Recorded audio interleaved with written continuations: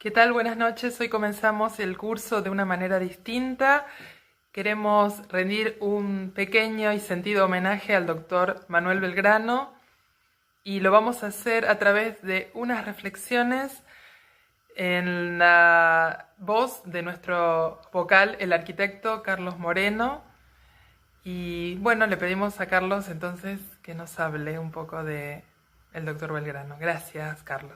Belgrano tuvo una cosa, estuvo imbuido de un pensamiento, podía haber estado imbuido de un pensamiento reaccionario en España, porque abundante era, pero estuvo cerca de un pensamiento ilustrado, un pensamiento de avanzada. ¿eh? Cuando Belgrano viene a Buenos Aires, primero tendríamos que decir quizás qué eran los consulados, porque los consulados expresan ese pensamiento de avanzada, un pensamiento que había tenido origen en lo que fueron los primeros pasos de la Ilustración. Hay un cura, Feijó, que tenía un pensamiento importante. Eh, ¿Qué pasó? Se habían organizado en España asociaciones de amigos del país, que tenían algo así como motivo el desarrollo de nuevos pensamientos, generalmente muy de base burguesa, no noble, muy acentuada en el comercio y en la industria. Se formaron consulados en una cantidad de lugares, en España fundamentalmente y en algunos lugares en América. Y en 1794, después, cuando ya el virreinato que se había fundado en 1776 se va consolidando, se funda un consulado. Y ese consulado, para ese consulado queda nombrado la persona que quizás tenía más preparación, que fue el doctor Manuel Belgrano, que actúa como traccionando o introduciendo ideas de economía política, muchas veces la mayoría incomprendidos por el resto. No es solamente Belgrano, hay toda una camada de gente que se va formando.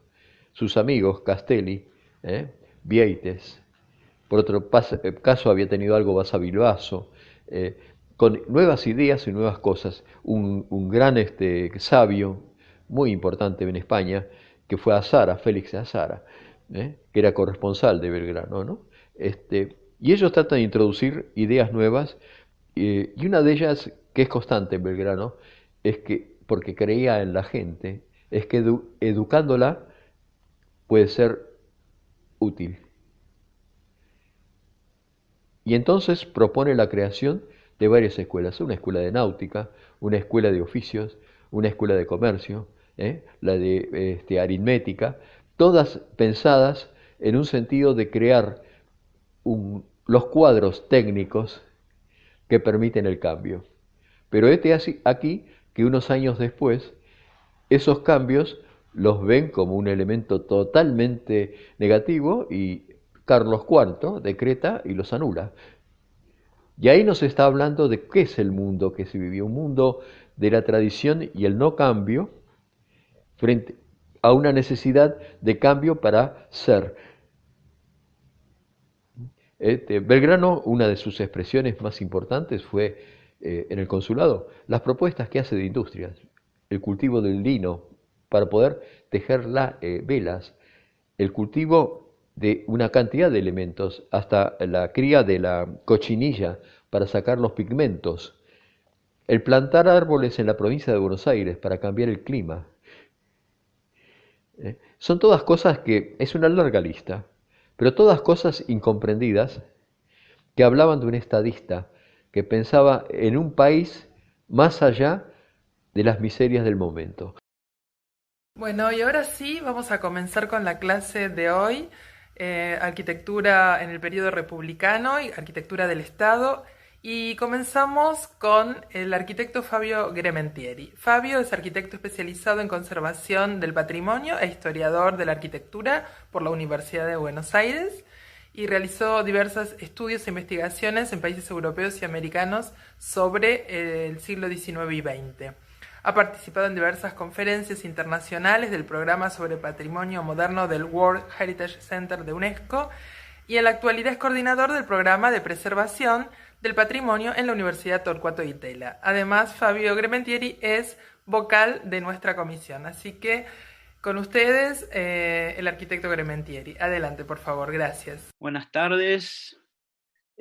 Hoy vamos a empezar la sección del curso que se adentra en el periodo de fines del siglo XIX y principios del siglo XX, un periodo muy importante en la conformación del patrimonio de nuestro país, y en la clase de hoy yo voy a introducir algunas cuestiones referidas a la arquitectura pública, la arquitectura del Estado, a nivel nacional, provincial y municipal, que tanta importancia tuvo en ese momento de conformación de la Argentina a fines del siglo XIX y principios del siglo XX. El momento de conformación de la República a principios del siglo XIX llevó consigo el intento de tratar de representar los nuevos ideales que habían dado surgimiento a la Revolución de Mayo y a la Declaración de la Independencia, arquitectura que sea representativa de esa nueva nación. Y entre los primeros atisbos de mostrar esa imagen, encontramos el pórtico de la Catedral de Buenos Aires, que fue proyectado por el arquitecto Catelin, francés, convocado por Rivadavia, junto con algunos otros de Francia, de Italia, para empezar a modernizar y renovar la arquitectura y el planeamiento en la nueva república, ¿no? Son los primeros pasos en esos primeros años 20 del siglo XIX, con Rivadavia, y esos ideales de renovar la arquitectura colonial, la arquitectura del fin del barroco, que había asignado todo el siglo XVIII en distintas ciudades de Latinoamérica. Esa primera manifestación de arquitectura de Estado fue la construcción del pórtico de la Catedral de Buenos Aires, en estilo neoclásico, que era como el estilo internacional de la época que habían adoptado los grandes países de Europa en la evolución de la arquitectura occidental, y estaba inspirada en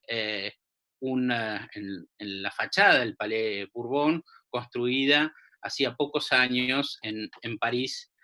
Francia, que era modelo, empezaba a influir sobre la arquitectura acá del Río de la Plata. Pero después, en los años 30, 40 y 50, además de los arquitectos e ingenieros de origen español que ya estaban en el Río de la Plata, empiezan a arribar arquitectos de origen italiano como Fossati y algunos otros que en distintos lugares de la Argentina, particularmente en los centros de poder de ese entonces, en la década del 40, en la década del 50, construyen edificios como el Caserón de Rosas o la casa de Justo José de Urquiza, ¿no? El Palacio San José, que en realidad son las viviendas, las casas de estos líderes, de estos realmente personajes fundamentales de la historia del periodo de la Argentina en ese momento, y son edificios que ya van a formar parte de esa arquitectura de Estado, porque los mismos caudillos se van a transformar en realmente los jefes, ¿no es cierto?, del gobierno, uno primero y otro después, en la Argentina. Y encontramos entonces que esa arquitectura privada es la primera arquitectura de Estado que comienza a vislumbrarse como tal. El Caserón de Rosas en Palermo y el Palacio de San José eran los lugares de peregrinación, ¿no es cierto?, de todos los intereses políticos y económicos de la Argentina de ese momento. Y a su vez vemos a la derecha algunas de las obras de ese mismo periodo, ¿no es cierto?, de la primera mitad del siglo XIX, el primer edificio del Congreso Nacional, hoy escondido bajo el Banco Hipotecario, de los años 40, y abajo encontramos la aduana de Taylor, también construida a mediados del siglo XIX.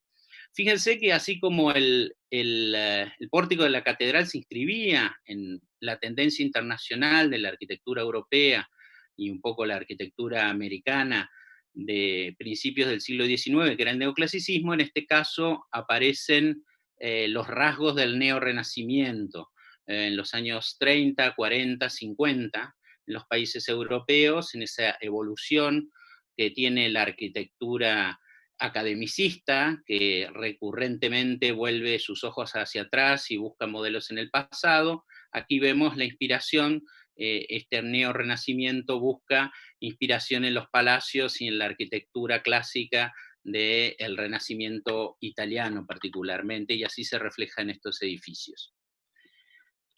Vamos a ver que también, por esa época, además de, digamos, la línea tradicional de la arquitectura, ¿no es cierto?, de la línea histórica, de los arquitectos, digamos, consagrados durante el Renacimiento y que después, durante el periodo de las monarquías absolutas o el despotismo ilustrado, trabajaban como realmente arquitectos de los príncipes y seguían la tradición grecorromana, y ya a partir del siglo XVII los lineamientos que daban las academias de Bellas Artes, que un poco regían el ámbito del diseño y de la arquitectura y también de las distintas artes. La arquitectura era considerada una de las bellas artes, por eso academias de bellas artes. En fines del siglo XVIII y principios del siglo XIX surge otra línea. Es una escisión, digamos, del arte de construir, que viene siempre ligado a la figura de los arquitectos, con la Escuela Politécnica, que se crea a fines del siglo XVIII en Francia y también en otros países de Europa, y que va a ser un poco la escuela donde se van a orientar los estudios de los ingenieros, donde va a aparecer temas ligados a lo constructivo, a la conexión con la emergencia de las ciencias y de la tecnología. Como vemos en estos esquemas, ya la arquitectura va a empezar a sistematizarse de la mano de estas escuelas politécnicas que racionalizaban y dejaban de lado un poco el aspecto artístico, el aspecto, digamos, de continua creación para buscar una sistematización de las propuestas en la construcción. Fíjense que esa formación, esa nueva línea que fue separando desde fines del siglo XVIII a los ingenieros y los arquitectos en su formación, en sus responsabilidades, en sus incumbencias, en el área pública y privada también, en la Argentina va a fructificar de la mano del ingeniero Charles Pellegrini, el padre del presidente Pellegrini, en, digamos, la instalación de ese lenguaje del neorrenacimiento, como decíamos, de mediados del siglo XIX, algunas en distintas obras en la ciudad de Buenos Aires. Pellegrini, a su vez, era pintor, ¿no es cierto? Mezclaba su formación ingenieril con la de pintor. Vemos en la parte de arriba, a la derecha, la sede de la universidad en la Manzana de las Luces, una fachada con esos motivos de dobles columnas, frontispicios, que hacen alusión a ese lenguaje neorrenacentista. Y abajo muelles, el muelle, uno de los primeros muelles de Buenos Aires, también construido a mediados del siglo XIX, diseñado por Prilidiano Pueyrredón, también pintor e ingeniero formado en Francia. Pero más allá de lo que sucedía en Buenos Aires hacia mediados del siglo XIX, el lugar de la Argentina donde realmente se dio una un programa de arquitectura de Estado provincial en este caso, fue en Catamarca.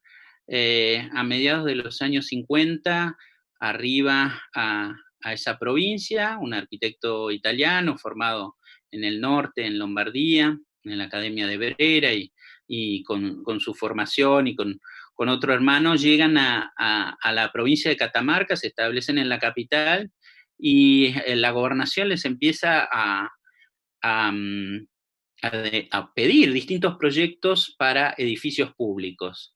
Y realmente es notable, en aproximadamente 20 años, un poco más, ¿no? Porque el arquitecto Carabati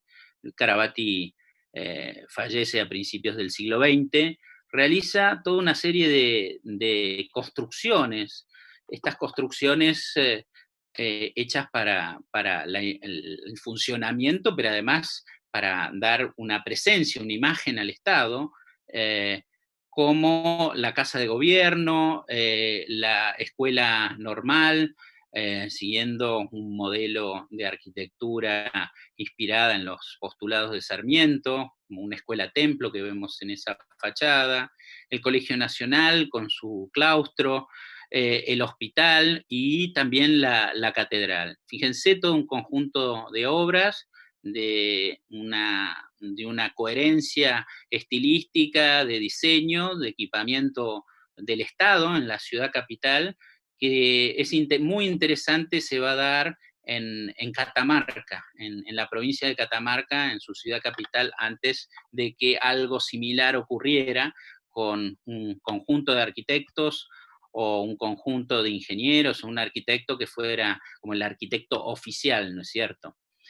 Eso sucedió un poquito después de lo iniciado en Catamarca, en la provincia de Buenos Aires. La provincia de Buenos Aires, que tenía el Estado de Buenos Aires, en esos momentos después de Caseros y en esas tensiones entre la provincia de Buenos Aires y el resto del país, la capital también se empezó a nutrir de la arquitectura, pero de arquitectos y ingenieros alemanes, que eran convocados por el gobierno de la provincia de Buenos Aires para diseñar y construir edificios de equipamiento y de imagen estatal, como vemos el caso de la cárcel en Panóptico, que está ubicada donde hoy está en la ciudad de Buenos Aires, el Parque Las Heras, edificios escolares como el Normal 1 sobre la avenida Córdoba, o proyectos que no llegan a realizarse como el frente de la universidad, en la parte posterior de la Manzana de las Luces, reformando todo ese sitio. Quien es el autor de estos proyectos que vemos imágenes, el arquitecto Ernesto Bunge, que era de familia alemana y que estudió en Berlín, en una escuela politécnica, y donde vemos esas composiciones, ¿no es cierto?, moduladas a través de ejes muy sistematizadas, típicas de la escuela politécnica. Y en el caso de la ornamentación, la fachada, el vestido de esas estructuras modulares, distintos lenguajes, ¿no es cierto? Pero sobre todo asociados a la arquitectura de esa época, la arquitectura de la reunificación italiana. En el frente de la universidad vemos un estilo neobarroco, también en la escuela normal vemos estilo neogótico. El arquitecto Bunge se forma en el momento del fermento, digamos, de la búsqueda de una arquitectura de identidad nacional para Alemania que recién se había reunificado en 1872. Son varios también los arquitectos e ingenieros que trabajan para el gobierno de la provincia de Buenos Aires, realizando proyectos y obras como estos que vemos, el pabellón que va a ser parte de la Casa Rosada, que es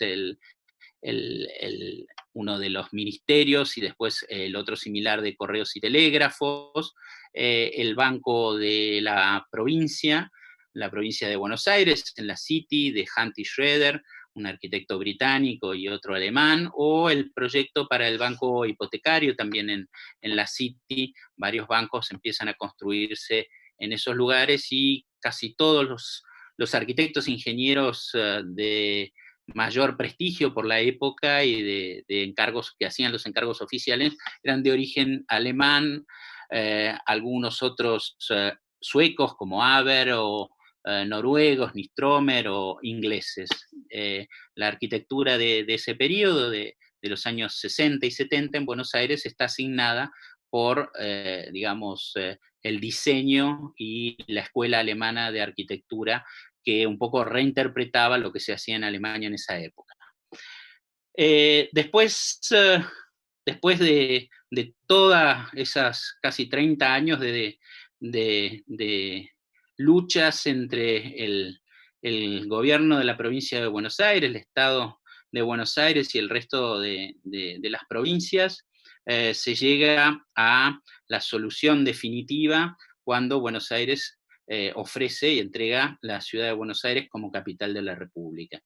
Y es entonces que la provincia de Buenos Aires debe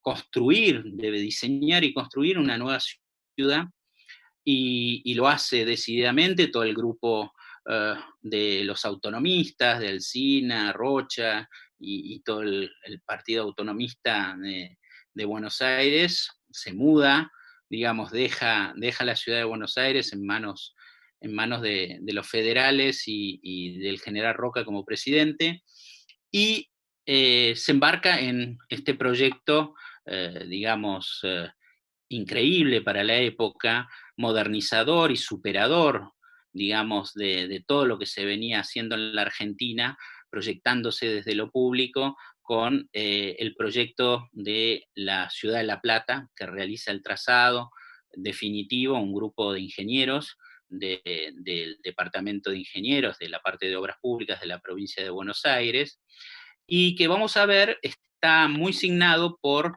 en la arquitectura y en la definición del espacio urbano, por las escuelas también alemanas y del centro de Europa, que ya habían acompañado a los dirigentes de la provincia de Buenos Aires cuando estaban construyendo la arquitectura de la ciudad de Buenos Aires en las 2 décadas anteriores. La Plata también es el el hito fundacional de una historia que continúa hasta hoy, donde el Estado llama a concursos públicos para realizar proyectos de distintos edificios, de eh, distintos sitios, de distintas obras de infraestructura, ¿no es cierto?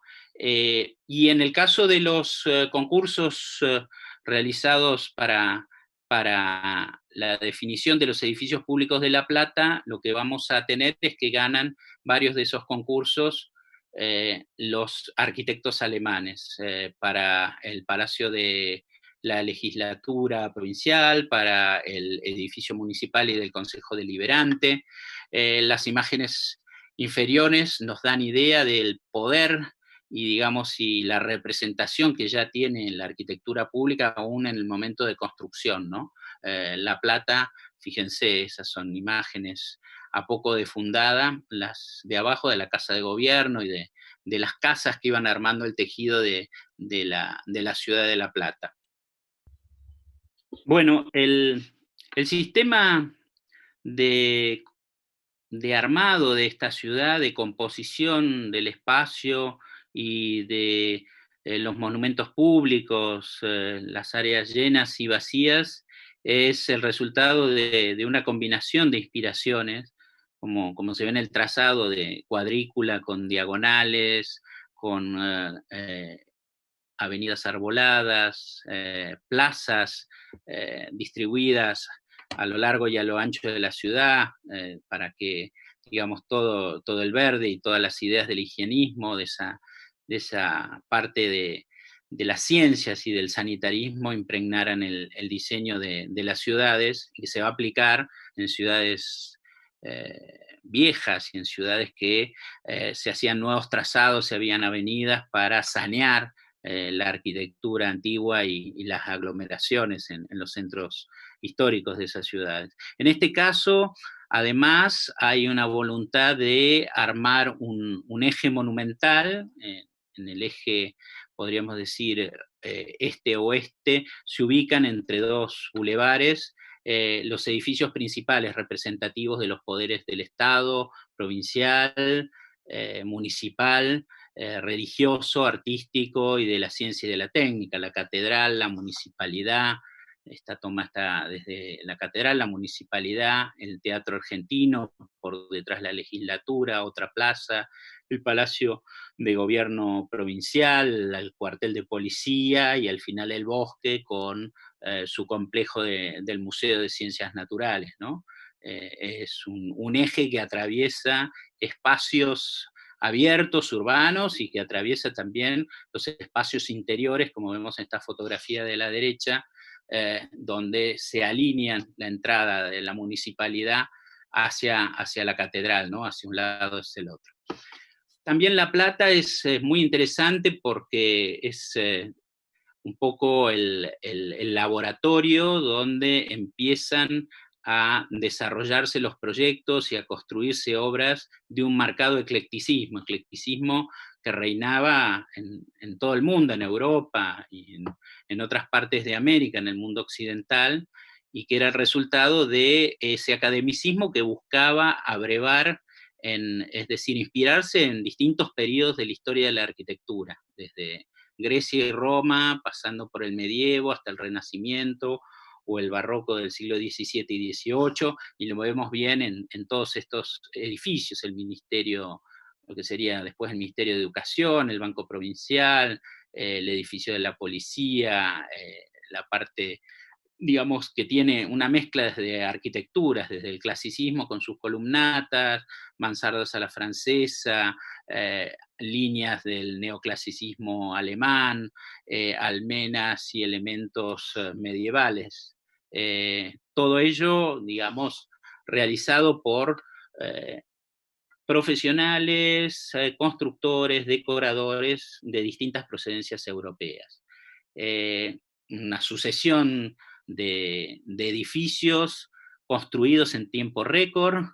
Realmente La Plata debía ser un símbolo de ese progreso, no solo de la Argentina, sino de la provincia de Buenos Aires y del grupo dirigente, que inclusive presentó el plano y los edificios de La Plata en la Exposición Internacional Universal de París de 1889 y obtuvo un gran premio y varias medallas.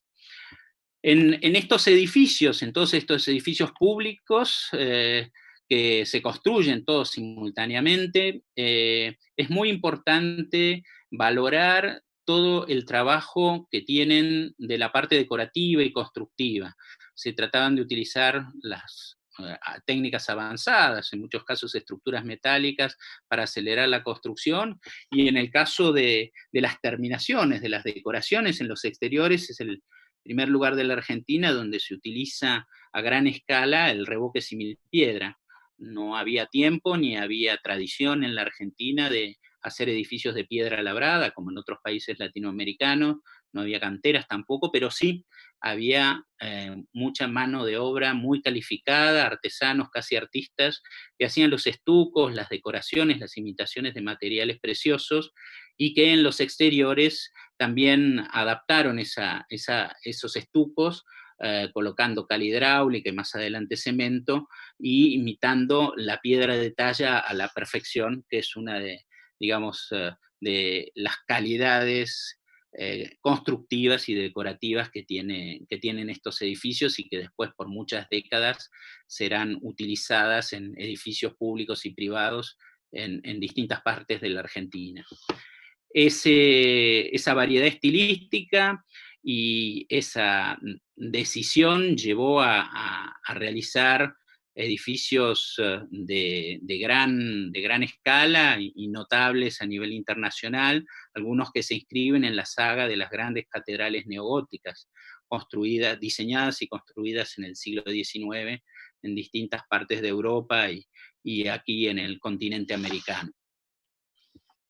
Pero probablemente la joya, podríamos decir, por su sentido innovador y por su, digamos, proyecto vanguardista, es el complejo del Museo de Ciencias Naturales de La Plata, fundado por el Perito Moreno, que fue su primer director y organizador, y que de la mano del arquitecto, de los dos arquitectos proyectistas, el sueco Haber y el alemán Mayer, hicieron este gran complejo que incluye un observatorio astronómico donde, digamos, los científicos, pero también, digamos, el público se podía aproximar a eh, digamos, a la conexión y al conocimiento del universo y de las galaxias. Y por otro lado, el complejo tenía su pieza fundamental en el Museo de Ciencias Naturales, diseñado de acuerdo a las últimas teorías de la evolución de las especies, Darwin, por ejemplo, el circuito darwiniano de toda una promenade, un anillo que iba mostrando la evolución de las especies, y finalmente el zoológico, donde se podían ver las especies que todavía estaban sobre la Tierra, que no se habían extinguido, que eran mostradas en el museo, ¿no? Bueno, este complejo realmente es único probablemente en el mundo, porque ningún otro museo de ciencias naturales, ni aun las grandes capitales europeas, poseían estos tres ámbitos, ¿no? El observatorio astronómico, el museo y el zoológico, y es un conjunto de muy alto valor patrimonial para nosotros y a nivel internacional. Veamos qué fue sucediendo en Buenos Aires, digamos, al un poco partir los arquitectos alemanes con los autonomistas y ser preponderantes en el diseño de La Plata.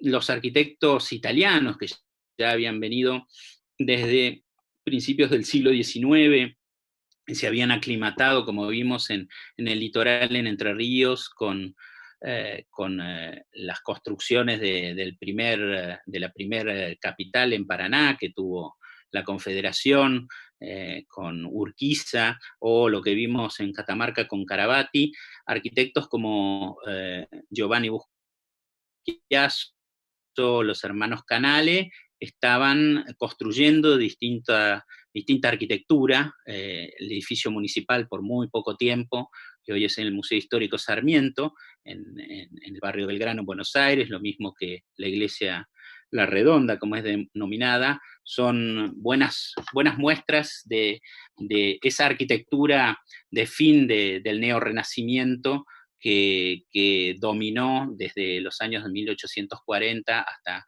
1860 en distintas partes del mundo y en nuestro país también. En 1880 cambia el destino de la ciudad de Buenos Aires para ser de capital de la República. Acá vemos un mapa de 1888 con como el macrocentro, podríamos decir, de la ciudad, y la ciudad histórica de la traza colonial, y los pueblos anexos, ¿no? de Flores y Belgrano, y finalmente el límite definitivo del distrito federal. Y en esa ciudad de Buenos Aires se superpuso la acción y el trabajo de dos jurisdicciones, ¿no? El Estado Nacional, que asentó su sede en esta ciudad, y a su vez el municipio, que también siguió administrando toda el ejido de la capital desde distintos puntos de vista, ¿no? Y vemos que justamente los años 80, esa comunidad de arquitectos italianos realmente toma un poco la delantera, y esa escuela italiana se hace, digamos, oficial con el arquitecto ingeniero Francesco Tamburini, que viene a la Argentina en 1884, y que, digamos, es el arquitecto oficial del gobierno de Roca, ¿no? Lo nombra secretario de Obras Públicas de la Nación, es digamos, la primera cabeza de un organismo dedicado a las obras públicas a nivel nacional, diseña varios edificios, obviamente todos conocemos la Casa Rosada, ¿no? La conjunción de pabellones, 2 pabellones ya existentes y todo el completamiento del conjunto de la Casa Rosada. Después, proyectos para la Biblioteca Nacional y para el Palacio del Congreso. Y a su vez, en paralelo, el Estado, es decir, la municipalidad, a través de Torcuato de Alvear y Juan Busquiazo, que era el arquitecto oficial, la municipalidad, el conjunto de Recoleta, el cementerio, ¿no es cierto? El edificio emblemático de esos años 80 en Buenos Aires es la Casa Rosada, un edificio, digamos, que fue construido y se termina a fines de la década de 1890, ya fallecido el arquitecto Tamburini, y que, bueno, se inspira mucho en la arquitectura de ese Risorgimento italiano, de la primera versión, cuando Roma se transforma en capital a principios de la década de 1870, y vemos a la izquierda una imagen del Palacio de Justicia, que recuerda un poco el lenguaje de la Casa Rosada, todo un polo de arquitectura de inspiración italiana que va a terminar de completarse con el monumento a Cristóbal Colón, que estaba armado como conjunto, un polo de arquitectura y de composición artística italiana. Pero también la escuela italiana estaba, digamos, al mando a través de Giovanni Buschiaso de la arquitectura municipal que hacía el municipio, como es el caso del Departamento Central de Policía, ubicado su frente principal sobre la avenida Belgrano, y que realmente fue un edificio que, signado por estas tendencias que habíamos visto de la enseñanza politécnica, de edificios realmente modulares que iban repitiendo tanto en planta como en estructura, como en fachada, módulos formales o módulos constructivos. Y vamos a llegar, después de la crisis de 1890, a otro hito, digamos, en la evolución de la arquitectura pública, que es el concurso internacional realizado en 1895 para el proyecto del Palacio del Congreso. Se presentan distintos como fue en el caso de La Plata, ¿no? Distintos proyectistas de distintos países del mundo, de Estados Unidos, de América Latina, argentinos, europeos, ¿no es cierto? Vemos las distintas propuestas, más influidas por la escuela alemana, vienesa, francesa, y el proyecto elegido es el del arquitecto Vittorio Meano, que era colaborador de Tamburini, el arquitecto oficial, y que, digamos, en la versión primigenia, como vemos aquí en esta imagen a la derecha arriba, proponía una cúpula con tambor cuadrado, de base cuadrada, como vemos aquí, y la composición estaba inspirada de lo que es el Parlamento, el Reichstag de Berlín, que justamente en 1895 acababa de inaugurarse y estaba retratado, digamos, en todas las revistas y todas las ilustraciones que llegaban a distintas partes del mundo, ¿no? Ese proyecto lo adapta el arquitecto Meano, como él dice, la cúpula la transforma de base circular, ¿no es cierto? El tambor se transforma en un paralelepípedo cilíndrico para no obstruir las visuales de la Avenida de Mayo. Y vemos que también ese edificio se inspira mucho en la arquitectura de ese Risorgimento italiano, del Vittoriano, el monumento a Vittorio Emanuele II. Como veíamos en La Plata, en esta arquitectura pública argentina es donde se ve en distintos motivos y de diseño la combinación ecléctica, ese eclecticismo digamos, multiplicado muchas veces en la composición del edificio, de acuerdo al, al modelo del Reichstag, del Parlamento, pero la cúpula, esa cúpula muy peraltada, comparada con la chata del Reichstag, está influida por las cúpulas del norte de Italia. Aquí vemos la cúpula de la Mole Toleriana de Turín y San Gaudencio, obras, digamos, importantes de mediados del siglo XIX, 1860, 1870, del arquitecto Antonelli, que fue profesor del arquitecto Meano, y cómo eso se combinan, ¿no es cierto?, el modelo alemán y el modelo italiano en este Palacio del Congreso. Además, los emblemas de dos capitales de la reunificación europea, Berlín y Turín, que fue la primera capital de Italia, los dos edificios que fueron construidos en la época y son símbolos de esas ciudades. También dentro de la obra pública y dentro de los concursos, siguiendo esa saga, hubo concurso para el Monumento a la Revolución de Mayo, ese monumento que, digamos, iba a ser el punto culminante y que se iba a erigir en la Plaza de Mayo. En realidad, digamos, hubo 3 finalistas,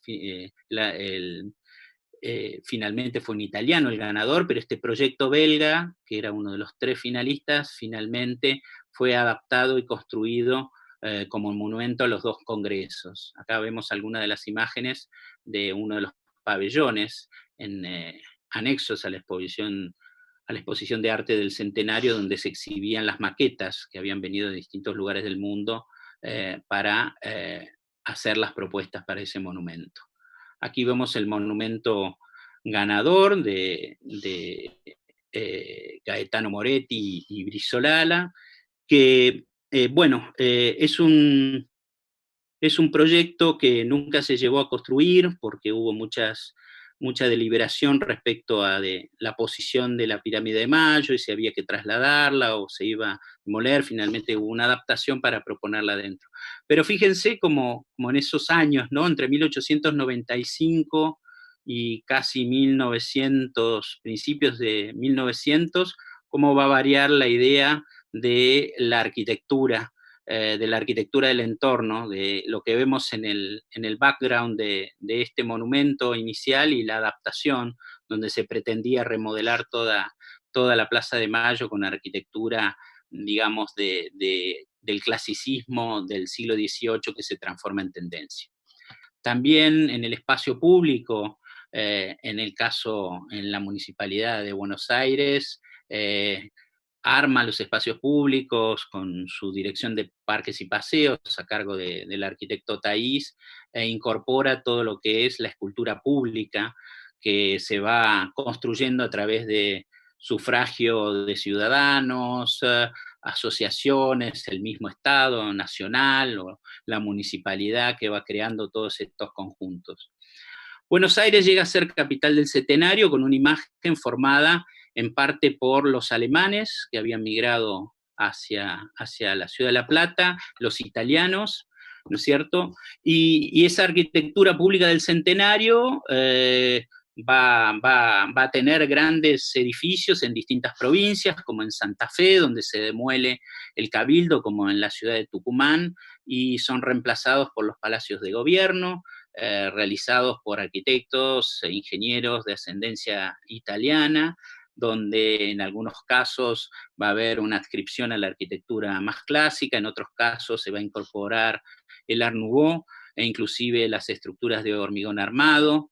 En otros lugares, en Córdoba, en Bahía Blanca, en Salta, edificios municipales, edificios para los distintos poderes, los 3 poderes a nivel provincial, o Consejo Deliberante y Municipalidad, se van a ver provistos de edificios proyectados por arquitectos de distinta procedencia, de distintos, en general, países europeos, o también de argentinos que se iban formando en escuelas europeas.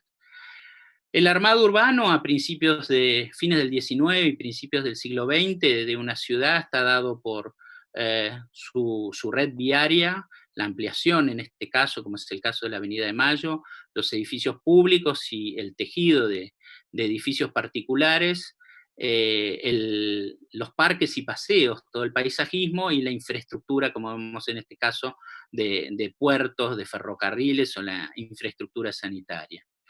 El caso de los parques, como bien sabemos, en Buenos Aires, primero en Córdoba y después en distintos lugares del país, desde los años de la época de Sarmiento, ¿no es cierto?, presidente, y el primer parque de Palermo, distintos paisajistas, mucha preponderancia de la escuela francesa, a través de Jacques Thays, van a realizar parques, plazas, en distintas ciudades del país, Mendoza, Rosario, Córdoba, ¿no? Y esa obra de infraestructura urbana y de embellecimiento urbano va a ser fundamental en el armado de las ciudades. Cuando hacia 1900 vamos a ver un cambio en las escuelas. Aparece la escuela francesa, que deriva del academicismo de las escuelas de Bellas Artes de París, escuela que se funda como una academia en la época de Luis XIV, en la década del siglo XVII, que va a ser una escuela que va a prestar mucha atención al pasado, fíjense, haciendo relevamientos de las ruinas históricas de Grecia y Roma, como en este caso el Partenón, y sus recreaciones y el descubrimiento de la policromía. Aquí vemos el espacio, cómo estudiaba, a diferencia de la Politécnica, l'École des Beaux-Arts, todo la cuestión artística, lo cultural, lo arquitectónico, lo pictórico, como formaba parte digamos, de la composición de la arquitectura. Y se transforma en una tendencia internacional. Aquí vemos cómo proyecta, por ejemplo, un ingeniero, un arquitecto formado en la tradición politécnica, con esa modulación, con dibujos muy prolijos. Este es un proyecto de la Escuela de Bellas Artes, ¿no?, de la composición de la arquitectura Beaux-Arts, la policromía tan importante que descubren a través de las investigaciones, y fíjense en la importancia que se da a los espacios interiores, sobre todo los espacios de circulación, las escaleras, los corredores, los halls, que son tan importantes en la arquitectura pública, tienen un desarrollo apoteótico con el academicismo y la École des Beaux-Arts. Fíjense que en esos dibujos no aparece la estructura, solo aparece el armado decorativo. Y todo eso se traslada al urbano, y en la parte del urbanismo aparecen proyectos como el plan de las diagonales, que la Intendencia de Buenos Aires propone justo antes de 1910. Ya estaba armado el eje del Gran Boulevard de Avenida de Mayo, entre Plaza de Mayo, la Casa Rosada y el Palacio del Congreso, y la Diagonal Norte y la Diagonal Sur, una que uniría con Plaza Lavalle y el Palacio de Justicia, otro de las sedes del poder, en este caso del Poder Judicial, Poder Ejecutivo en Plaza de Mayo y el Poder Legislativo en el Congreso, y la última diagonal, que debió llegar a un conjunto, un edificio, un polo, donde estuvieran los edificios públicos municipales, y que no se llega a concretar, quedando la municipalidad en la esquina de Plaza de Mayo y después construyéndose aquí el Consejo Deliberante. El punto de inflexión, cuando los italianos, digamos, pierden un poco el control de la arquitectura oficial, va a ser fines del siglo XIX. En 1889, el jefe, el director de Correos y Telégrafos, necesitaba proyectar el gran palacio para Correos y Telégrafos, que era una institución muy importante para el desarrollo del país, tenía el terreno, y le pide al arquitecto Tamburini que le diseñe el proyecto, y el arquitecto Tamburini le dice no, que estaba muy ocupado y que un edificio de correo era algo muy complejo desde el punto de vista técnico y que no estaba a su alcance. Cárcano entonces recurre a un arquitecto francés de paso, Norbert Maillard, que estaba en Buenos Aires de paso desde Chile y Perú, le encarga el proyecto del correo, estalla la revolución y la crisis de 1890, y es un edificio que, digamos, va a sufrir transformaciones en su escala, en su relación con el entorno, y recién se va a poder inaugurar en 1928. Esa arquitectura va a influir en algunos otros edificios como el Correo de Rosario, ¿no? Todo ya digamos, todo ya orquestado y organizado. El mismo arquitecto Mayar, como el arquitecto Tamburini, pasa a ser un poco jefe de ese ya, en la segunda presidencia de Roca, Ministerio de Obras Públicas, ya no más Secretaría, sino Ministerio de Obras Públicas, el famoso MOP, que sigue hasta la actualidad y que va a ser el lugar, el laboratorio de proyectos de arquitectura pública para distintos programas, ¿no? Los programas de la administración, de los poderes, de los distintos poderes, de la arquitectura hospitalaria, de la arquitectura de la educación. El mismo arquitecto Mayar proyecta también y después se construye básicamente sobre sus planos el Palacio de Justicia, otra gran obra de esa École de Beaux-Arts, que tiene en cuenta, como tenía toda esta arquitectura, los antecedentes de otros edificios del mismo tipo, para el mismo uso, que se habían construido a lo largo de la historia, o inclusive se habían construido pocos años antes. Y en la tradición francesa encontramos que nuestro Palacio de Justicia, aquí de Buenos Aires, se inspira en el sector completado a fines del siglo XIX en París, o el Palacio de Justicia de los años de 1860 y 70, esa arquitectura monumental muy maciza, casi un edificio que nos recuerda a un accidente natural, ¿no? Por su solemnidad y por su gran presencia, pero también un edificio digamos, que trataba de combinar dos sectores: el sector de la Corte Suprema, que necesita sus grandes espacios, ¿no es cierto?, como los había en la República Romana, ¿no?, el aula y los halls para la Corte Suprema, y después todo un dédalo de oficinas y pasillos que forman parte del resto del edificio. Y hasta llega a proyectar un reemplazo para la Casa Rosada, con una cúpula. La Casa Rosada para ese entonces ya era chica, no alcanzaba para todas las funciones y los ministerios, y bueno, hubo proyectos para ampliarla, y el proyecto de Mayar para demolerla y tener un edificio enorme que se extendía por la parte posterior de la plaza con varios ministerios. De eso queda, de esa tendencia francesa, el Salón Blanco. También los franceses son los responsables de cambiar el modelo para la arquitectura pública de la educación, las escuelas secundarias, del modelo italiano con los patios al modelo francés con pabellones, del arquitecto René Villeminot. Este es el modelo que había impuesto Tamburini, que se realizó por casi 3 décadas. Y hacia principios del siglo XX, hacia el centenario, también se empieza a reafirmar otra variante de ese eclecticismo, de otra arquitectura, de ascendencia francesa, pero muy ligada a la arquitectura del siglo XVIII, consagrada en la Exposición Universal de París de 1900, y que está representada en el edificio de la Aduana de 1906, o el edificio del Consejo Deliberante, ¿no?, o legislatura en la ciudad de Buenos Aires. Es una arquitectura más simple, más que va perdiendo policromía en los interiores, se vuelve más monocromática, y va a estar preanunciando un poco lo que va a ser la arquitectura más moderna a partir de la década del 20 y sobre todo de la década del 30 en la Argentina. Esa expansión del modelo francés llega a las provincias y llega a los municipios. Aquí vemos la municipalidad de Tandil, que es en pequeña escala, digamos, muy, muy representativa de esa escuela que aparece a principios del siglo, en el centenario, y se va a extender hasta casi la década del 30. Finalmente, para cerrar, la arquitectura pública de la Argentina ya se va a transformar en una arquitectura de Estado en la década del 30, a través de edificios, ¿no es cierto?, que del Ministerio de Defensa, el Ministerio de Guerra, y que va a llegar hasta la arquitectura de Alejandro Bustillo.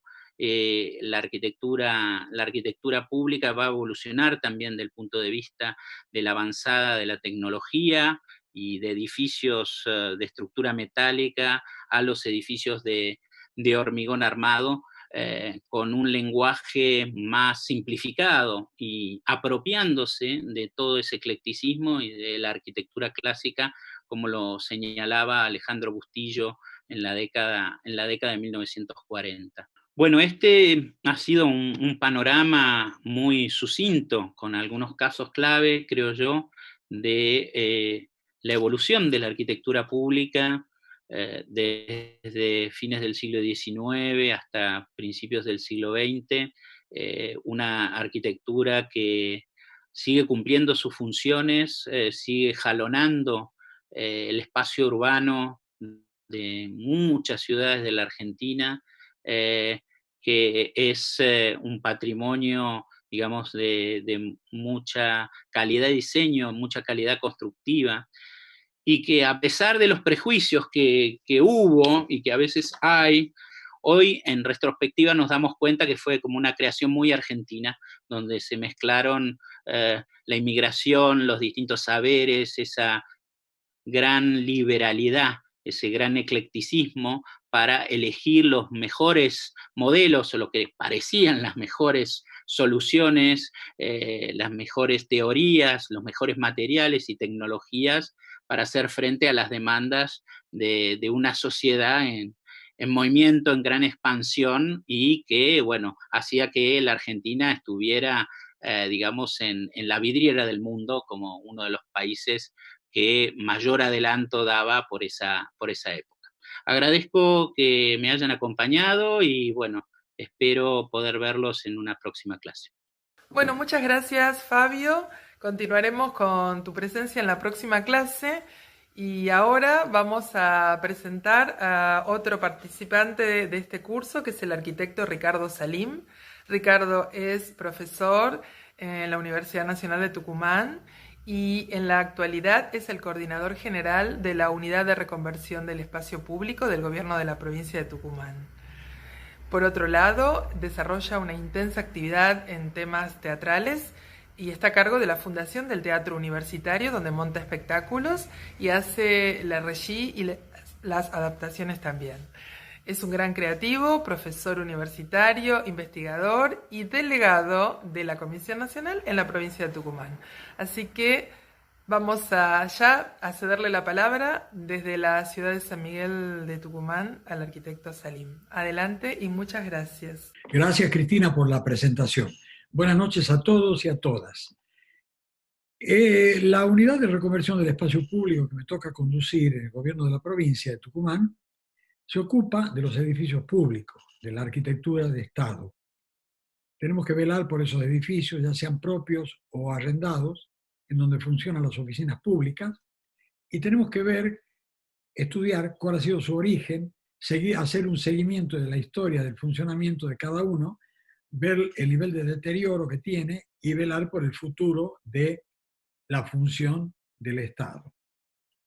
Es por eso que esta clase vamos a titularla Arquitectura de Estado en Tucumán, Génesis, Decadencia y Futuro, como por las razones que les acabo de decir. La provincia de Tucumán es la más pequeña del país. Su capital, San Miguel de Tucumán, se encuentra al centro del mapa, donde ustedes están viendo el aro rojo. La capital de la provincia, San Miguel, tiene una población, según el censo de 2010, de 800.000 habitantes, que ha crecido considerablemente, y una superficie de 114 kilómetros cuadrados. Es a su vez el centro logístico, comercial y yo diría cultural más importante de la región. En la imagen que ustedes ven está la ciudad y un gran parque que se construyó al este de la ciudad en el centenario de la independencia, un parque diseñado por Taís. El casco histórico de la ciudad tiene como centro la Plaza Independencia, alrededor de la cual se ubican los edificios más importantes del Estado. Ustedes pueden ver acá la Casa de Gobierno y al lado la iglesia de San Francisco. Del primer edificio que nos vamos a ocupar es del símbolo patrio por excelencia, que es la Casa Histórica de la Independencia. En el siglo XVIII, la ciudad de Tucumán era un modesto poblado que apenas tenía 6.000 habitantes. Los edificios públicos se hallaban en estado ruinoso. Lo que estaba mejor eran las residencias particulares. Es por eso que el gobierno decide alquilar esta casa que en 1762 perteneció a la señora Francisca Bazán de Laguna, que está situada en la calle del Rey, actualmente Congreso 151, a poco más de 100 metros de la Plaza Independencia. Esta foto que están viendo es una foto de la época, de los años de fines del siglo XVIII, sacada por un fotógrafo francés, Picarelli, y que esta foto tiene enorme importancia en lo que ha sido la reconstrucción de la casa. La casa histórica tiene una historia larga de alquileres, liberaciones, abandonos, hasta que se la compra, hasta que el gobierno nacional la adquiere. Era una casa típica colonial a dos patios, tenía su pórtico de entrada con las dos columnas torsionadas marcando el ingreso. Por un pasillo se llegaba al primer patio de aljibe, las habitaciones principales alrededor del patio, un área intermedia, comedor, cocina, cocina, comedor y antecomedor, y finalmente el patio de la servidumbre para pasar por una pequeña puerta a lo que era la huerta. En 1812, el primer triunvirato la alquila para alojar a las tropas que estaban en Tucumán por la batalla de Tucumán. En 1815, el gobierno decide pagar los arreglos e instala allí la Caja General de la Aduana Provincial y los almacenes de guerra. A fines de ese año se decide adecuarla, como se aproximaba el Congreso de Tucumán, se demuele la pared intermedia que separaba el comedor del antecomedor, se consigue un local de 1540 por 540 y se lo destina a las sesiones. Y en 1816 se realiza el Congreso y se declara la independencia. Pero la historia sigue. En 1817 la casa vuelve a poder de la familia, o sea, de los descendientes de Laguna, de Zavalía. En 1864 esta casa tenía ya esta foto de Paganelli y esa imagen fue pieza clave para la reconstrucción. En 1874 el gobierno nacional finalmente adquiere la propiedad con la casa y la utiliza como correo y juzgado federal. En ese momento las habitaciones de adelante estaban muy deterioradas y las demuele construyendo la fachada, esta que ustedes ven acá, con grandes ventanas, columnata, pórtico, puerta de acceso. Solamente se deja el Salón de la Independencia suelto. Pero esta fachada también se deteriora y acá la vemos ya muy deteriorada. Acá se instalan, como les dije, el juzgado, el correo, pero ya en 1896 el deterioro de la casa determinó que este correo y el juzgado se trasladaran a otro local y quedó, como tantos edificios fiscales, deshabitada y a cargo de un casero. Esta foto es bastante extraña. Cada vez que se hacía un acto de la independencia colgaban un telón pintado con la imagen de la casa para representar lo que había sido la Casa de la Independencia. En 1902 se dispuso demolerla totalmente, salvo el Salón de la Jura, y construir un gran pabellón para conservarlo. Se construye este gran pabellón en la mitad del terreno. En el patio delantero se deja libre como jardín con una reja a la calle. Se colocan en estas dos medianeras unos murales, unos bajos relieves que se encargan a Lola Mora representando el 25 de mayo y el 9 de julio de 1816-1810. Y dentro de este gran templete de gran medida, que era muy alto, se ubica esta pequeña construcción que era el salón, que era como una pequeña casita a dos aguas, con techo de teja, a dos aguas dentro del gran salón.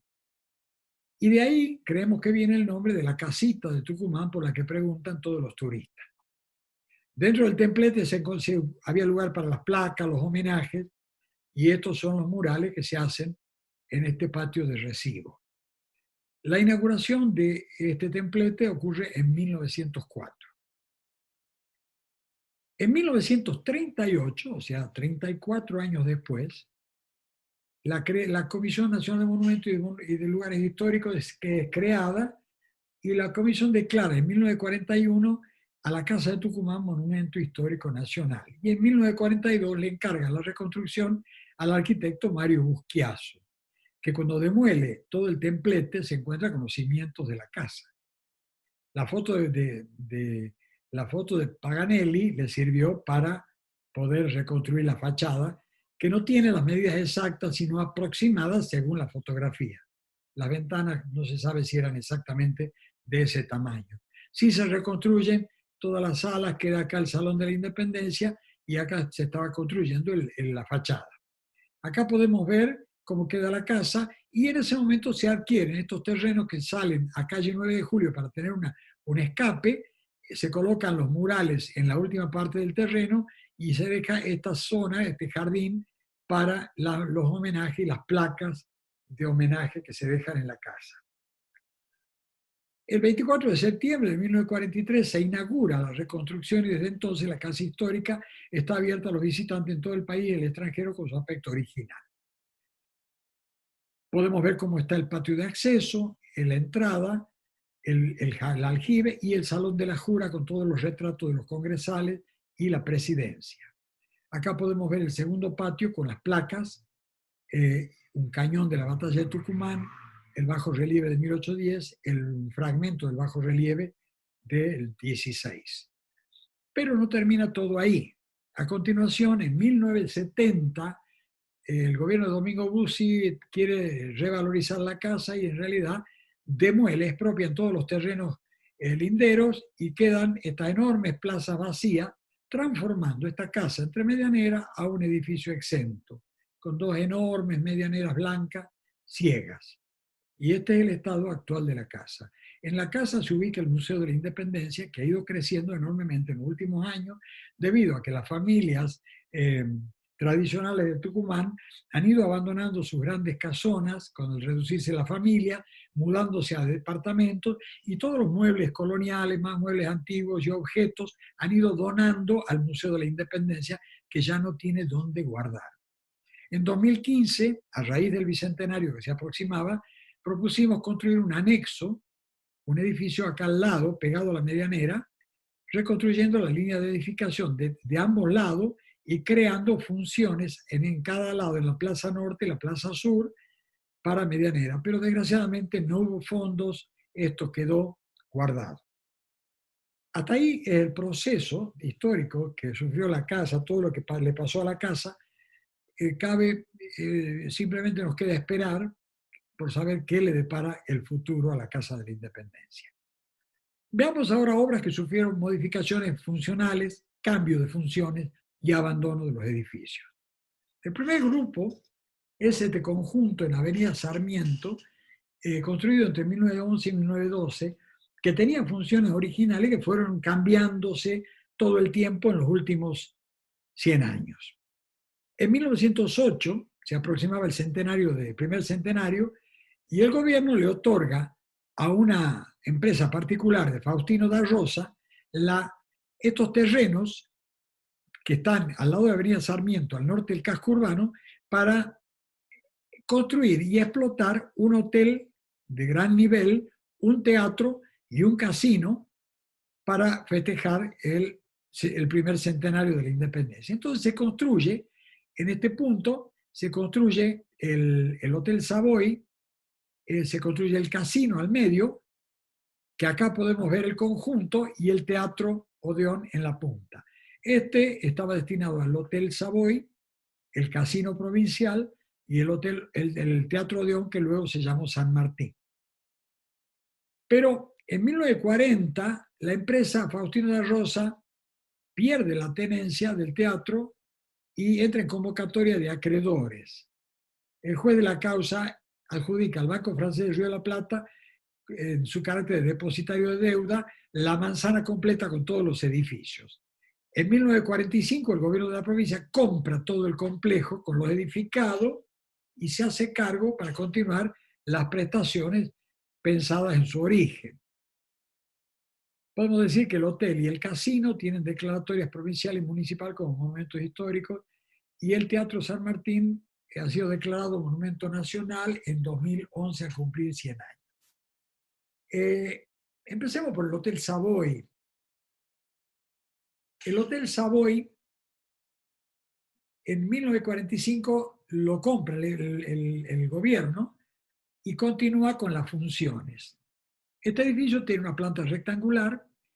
Las alturas de estos volúmenes son parecidas en todos los casos, tienen remates diferentes, es una arquitectura simple, digamos, son fachadas con elementos neoclásicos de fines del siglo XIX, con coronamientos similares en los tres edificios. Los tres edificios tienen basamento y plantas nobles a media altura. Como vemos acá, ahí tienen un medio subsuelo. En la planta baja, todo el edificio estaba destinado a hotel, con grandes salones en la planta baja. Pero en 1958 esos salones de planta baja se destinan para que funcione el casino, que se lo saca del edificio central y se lo lleva acá. Entonces convive en ese momento el hotel, que pierde categoría porque pierde toda esa parte de recepciones, queda con un acceso mínimo en la calle, en calle Maipú, que es una calle lateral. Antes el acceso estaba en la entrada principal, y queda conviviendo el casino con el hotel. El hotel ya se estaba viniendo a menos. En 1983, en 1980, la Caja Popular de Ahorros se hace cargo de la tenencia de este hotel como parte de su patrimonio, ya que estaba el casino además y que explotaba el juego en Tucumán, la Caja Popular de Ahorros. En 1983, con el restablecimiento de la democracia, la Cámara de Senadores, en ese momento teníamos dos cámaras, senadores y diputados, hoy en día tenemos solo legisladores, constituye la Cámara sus oficinas en las instalaciones del Hotel Savoy, y la Cámara de Diputados en un edificio de la Universidad Nacional de Tucumán, ubicado en el centro de la ciudad, al lado de la Iglesia de la Merced. El Hotel Savoy deja de prestar servicios de hotelería, y dependencias de la legislatura pasan a todas estas habitaciones y se convierten todas estas habitaciones en oficinas de legisladores. En 2012 se construye la nueva legislatura al frente del hotel, al frente del Teatro San Martín, y esto queda abandonado, salvo el casino funcionando en unos locales en planta baja adelante. El deterioro es enorme de este edificio. Entre 2014 y 2018 intentamos varios intentos de restauración, tratamos de restablecer la función de hotel, se hicieron licitaciones, pero hasta la fecha no se han podido concretar. El segundo edificio del conjunto es el casino, que se convierte en legislatura del año 1911. En el año 58 este edificio estaba desocupado. Incluso la Escuela de Arquitectura estuvo funcionando en sus orígenes como escuela de arquitectura en la planta alta de este edificio. Aquí enseñaba el arquitecto Sacristi, el arquitecto Peli era alumno de la escuela en este edificio, y se decide ubicar allí la dependencia de la Honorable Cámara de Diputados, que permanece allí hasta el año 66. Luego presta instalaciones, le ceden a la municipalidad para que ubique sus oficinas. Desde 1983, con la Avenida de la Democracia, es sede de la Honorable Legislatura hasta nuestros días, pero el salón de sesiones, ya que esto no tenía lugar, se sigue haciendo en el centro, en el edificio de la universidad. En 2016 se hizo un concurso. Al desocuparse el edificio, ya que se construyó el nuevo edificio de la legislatura, esto vuelve a quedar vacío. Se hizo un concurso de anteproyecto para el Museo del Bicentenario en un intento de modificar su función y darle un uso adecuado al edificio. Habrá que esperar a ver qué le pasa también a este edificio. El Teatro San Martín, que es el último del conjunto, ustedes ven que las variantes acá, las torres están sobre la caja del escenario, en la parte posterior. Este edificio sufrió una gran modificación durante el gobierno militar. Había un gobernador, el gobernador Merlo, que era muy fanático de las óperas, decidió ampliar el teatro y le aumentó este cuerpo saliente afuera, sobre uno de los jardines, que esto tenía jardín, quedó minimizado el jardín, para aumentar el espacio del foyer y del hall de acceso. Además, acá había unos quiebres en la estructura y se trataron de resolver sin un éxito muy grande. Con el nombre de Teatro San Martín, el gobierno traspasa la administración del edificio a Difusión Cultural, al Consejo Provincial de Difusión Cultural, que en la actualidad es el ente cultural de la provincia. una sala de 800 butacas utilizada para ballet, teatro, música, ópera, actos oficiales. Se usa permanentemente todo el día, de mañana, tarde, noche. Es un edificio que está utilizado en un 100%, pero fue diseñado, y acá es el problema, como un teatro para gira.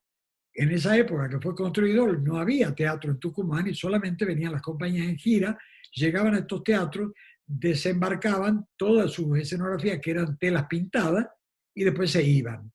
Entonces acá el teatro no tiene talleres, ni salas de ensayo, ni depósitos. Entonces este problema funcional ha producido la necesidad de que se alquilen una serie de otras propiedades o que se resuelva. Por ejemplo, todo este salón de ensayo que había arriba ahora es ropería.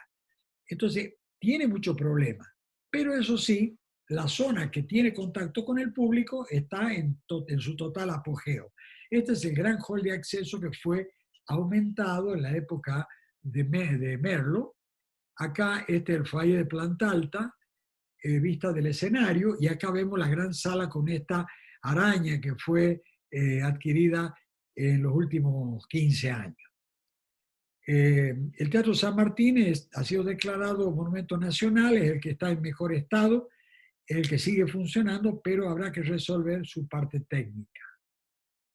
De ahí pasamos a este edificio que es muy emblemático en la Plaza Independencia, está en la calle opuesta a la Casa de Gobierno, y es este edificio que en 1928 construye Alejandro Virasoro, el arquitecto Virasoro, maestro argentino del Art Deco y del uso del hormigón armado, construye para el ex Banco Provincia de Tucumán.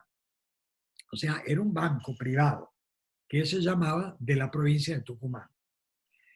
El lenguaje utilizado es una inédita versión del clasicismo francés del siglo XVIII modernizado y que culmina todo con una gran cúpula escalonada que cubre el espacio central del banco. Esta cúpula tenía, que era muy llamativo para los tucumanos, una columna con un reflector que giraba toda la noche, porque muy cerca, acá a 10 cuadras, estaba el aeropuerto, que era muy pequeño en el parque, y este reflector indicaba a los aviones que este era el edificio más alto de la ciudad. Esto, por supuesto, está el reflector, pero ya no se lo usa. Esta propiedad se dividió en dos fracciones. La usada propiamente por el banco en la esquina, con el espacio central con la cúpula, y una zona destinada a casas de alquiler y a otras dependencias. Acá en el corte podemos ver la casa de alquiler y la esquina con la gran cúpula. Este edificio cuenta con declaratoria municipal de 2000 y provincial de 2013. Podemos ver en el interior, ustedes ven la importancia que tiene esta fachada, ha estado muy bien mantenido a pesar de que el Banco Provincia dejó la casa central que estaba donde ahora es el Museo de Bellas Artes y se vino acá a esta esquina, y esto permanece hasta 1996, que se desarma el Banco de Tucumán y se hace una sociedad anónima, Banco de Tucumán S.A. Luego pasa a ser propiedad de la provincia y continúa funcionando como banco residual hasta 1998, y en la actualidad lo ocupan diferentes reparticiones del Ministerio de Economía, del Poder Judicial y la Defensoría del Pueblo. Ustedes ven que este espacio estaba sin uso. Esto eran los mostradores, esto es un grupo de visitantes el día de los museos que venía a ver el edificio, con un mástil de bandera puesto en el centro de este gran espacio. Ustedes pueden ver la cúpula con linterna, que es espectacular. Esto quedó vacío y había que buscarle una función, y en el año del Bicentenario, a raíz del Bicentenario, se hizo un proyecto para festejar el Bicentenario. En este lugar se lo convirtió a este gran espacio que estaba deteriorándose, con una platea giratoria en un auditorio giratorio que se utiliza con escenarios en distintos lugares que eran los lugares de atención al público. En estos mostradores que nos hemos querido no demoler, y a este nivel se hacen todas las imágenes que se van prendiendo a medida que gira la platea. Acá, desde la inauguración a la fecha, se hace un espectáculo alegórico con mezclas de imágenes virtuales, de personajes virtuales de la independencia y actores en vivo, y es musical, y todo el tiempo hay 6, 7 funciones diarias con colegios que se va contando, y supongo que va a quedar por muchos años, que se va contando todos los entretelones de la independencia desde la batalla de Tucumán en adelante. Y acá lo podemos ver en todo su apogeo a la noche, iluminado, y realmente es una maravilla el edificio.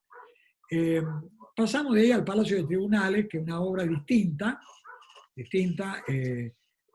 se construye en unos terrenos que eran del mercado municipal y el gobierno le compra a la municipalidad y construye en el año 37 el Palacio de Tribunales. No nos olvidemos que antes estaba todo junto, el gobierno, venían todos los poderes juntos en la época del Cabildo, y a medida que iban creciendo, se fueron dividiendo. Entonces la Casa de Gobierno quedó exclusivamente para el Ejecutivo, y acá está todo lo que es el Legislativo. Este era el Palacio de Tribunales. Cuando este edificio resultó insuficiente, se empezó a hablar de construir una ciudad judicial en un predio distinto, lejos, cosa que no prosperó por razones económicas y políticas, y quedó este edificio, siguió funcionando por un tiempo hasta que se buscaron otras soluciones. Al frente del edificio tenemos la Plaza Irigoyen. El arquitecto que resultó ganador del concurso nacional es Francisco Esquirro. Acá ustedes ven la fachada, que es muy simple, con esta gran columnata que de noche iluminado queda de una gran espectacularidad. Podemos ver acá la cúpula con otro reflector giratorio arriba. Esta es una de las grandes escalinatas de la entrada, y esta es la escalinata que está en el nivel superior, que da a los distintos pisos. Ustedes ven acá, esto va a los distintos niveles, y es muy teatral el edificio en su interior, con estos grandes paneles vidriados que le dan luz desde el sur. Esto fue declarado por la municipalidad en el año 2000 y la provincia en el 2013.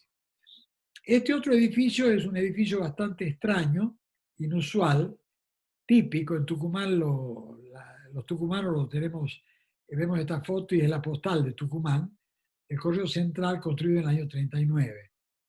Lo construyó y lo diseñó un arquitecto ruso, que en ese momento trabajaba en la Dirección Nacional de Arquitectura. El predio era de los ferrocarriles del Estado, y estuvieron 12 años para construirlo. ¿Y por qué? Porque no había plata, porque había una crisis enorme internacional, y se crearon una serie de leyendas de este edificio, por ejemplo, que espantaban. Había un solo hombre viviendo en el edificio que construía y ponía piedra sobre piedra, y era en realidad porque estaba en crisis. Para no parar la obra, mantenían ese solo albañil. Vemos nosotros que mucha gente lo asocia con el Palacio de la Signoria en Florencia. Tiene todo un aspecto de palacio renacentista, de palazzo. Tiene todas estas columnatas, estos balcones arriba, una mezcla, estos cambios de textura entre ladrillo, con una ornamentación bastante elaborada, todo un basamento de revestimiento de piedra, arcos ojivales, mezcla de ventanas ojivales con ventanas rectangulares en el interior. Acá son todas ojivales en el exterior. Y vamos a ver el interior, cómo es, el interior también con arcos ojivales en planta baja, no así en planta alta, hay otros que no. Esta es la gran cúpula del salón principal, vemos el entrepiso, y esto, que fue la Oficina de Correo y Telégrafo de la Nación. Este edificio fue declarado Monumento Histórico Nacional en 2005. De acá pasamos a los ámbitos para el Poder Ejecutivo Provincial. En la época colonial, todas las ciudades tenían un cabildo. Tucumán es fundada primero en Ibatín en 1565, y en 1685, ciento y pico de años después, se traslada al sitio actual, en donde también hubo un cabildo. No tenemos la fecha exacta, calculamos que puede haber estado ya en 1690. Simple, pero señorial, pequeño. No solo albergaba el gobierno, sino también otras dependencias. Era cárcel, correo, alojamiento de funcionarios, corrales, jardines, tenían huerta atrás. Y esta es la vieja iglesia de San Francisco, que esta estuvo durante la época de la colonia. En 1858 el pintor francés Palier visita Tucumán y hace este dibujo, en donde ya vemos que el cabildo fue modificado y ampliado. Toman todo este terreno y llegan hasta la esquina. y le construyen esta torre. Esta era la parte original y se construye hasta acá. Esta era la famosa pirámide de la plaza, que después es sustituida por la Estatua de la Libertad, y la iglesia sigue estando. Acá tenemos un dibujo, el cabildo, que era muy sencillo, con arcos coloniales, una pequeña moldura al frente, arriba al frente, de terminación, una torre sencilla. Acá vemos que esto era el paseo, tenía todas las recobas en planta baja y planta alta, las recobas de abajo eran públicas, pero esa austeridad no se mantenía adentro. Podemos ver acá que todo el interior de la gobernación era con grandes entelados en las paredes, arañas, había un gran lujo en los ámbitos interiores. Este cabildo ya en 1907 ya estaba deteriorado, ya no cumplía los requisitos mínimos, ya no alcanzaba para albergar todo lo que hacía falta. Se ordena la demolición y la construcción de un nuevo edificio. El gobierno le encarga los planos a Domingo Selva, al ingeniero Domingo Selva,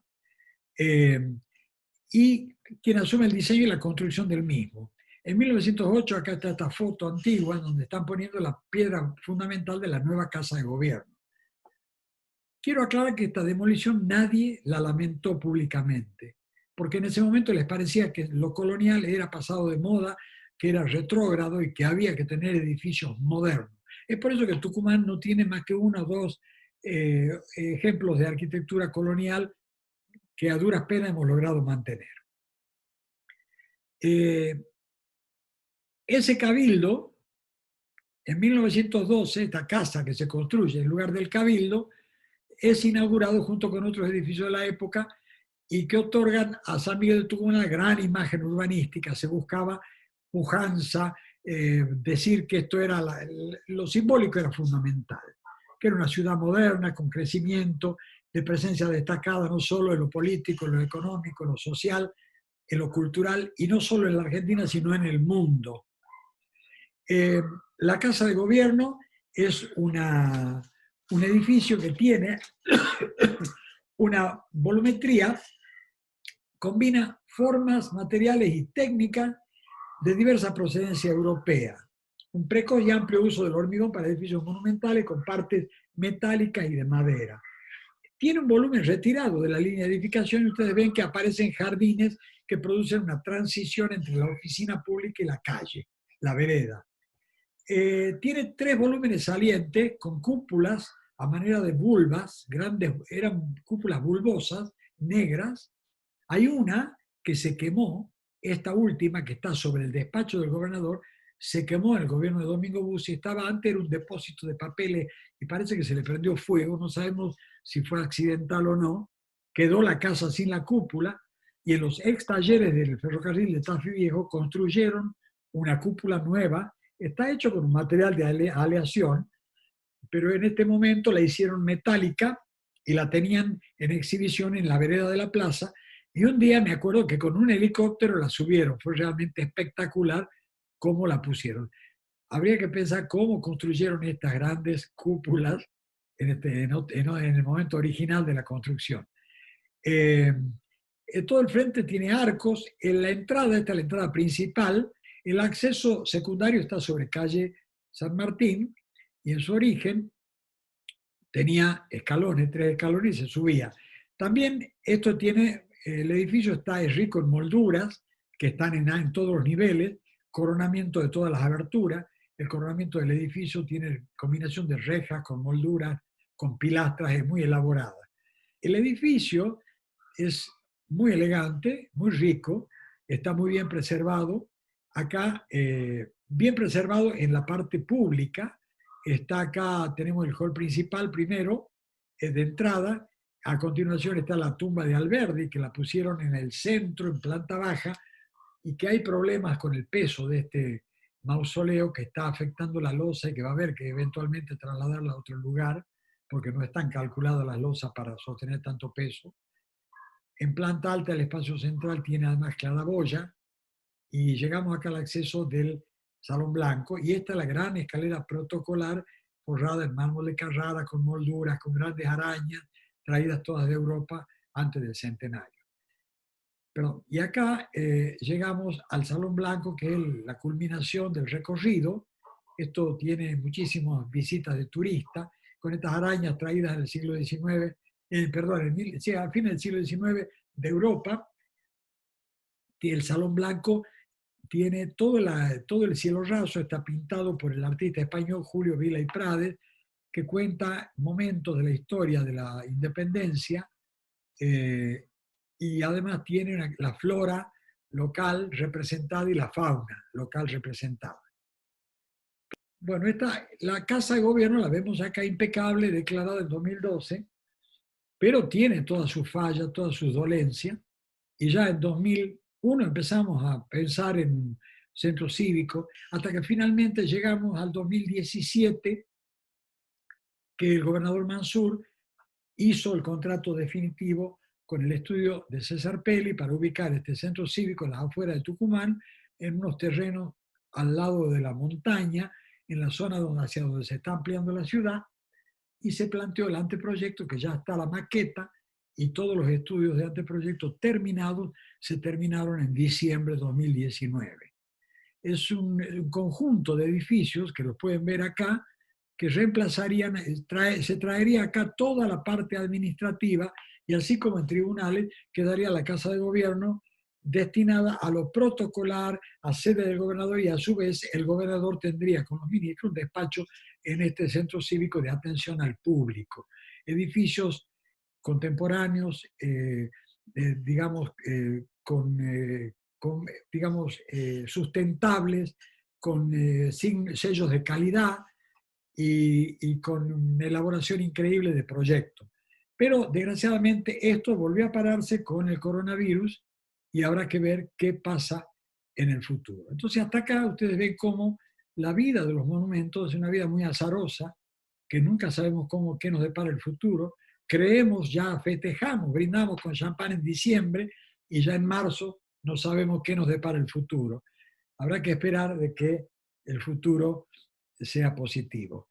Acá adjunto fuentes documentales, páginas web, fotografías, y les agradezco muchísimo la paciencia de seguir esta charla, y bueno, les deseo muy buenas noches. Bueno, muchas gracias al arquitecto Salim, y ahora una especie de bonus track para despedirnos en esta clase de martes. Vamos a presentarles un tema también muy interesante para nuestro métier, que es la conservación y puesta en valor, y vamos a escuchar la palabra de Alejandra Rubinich.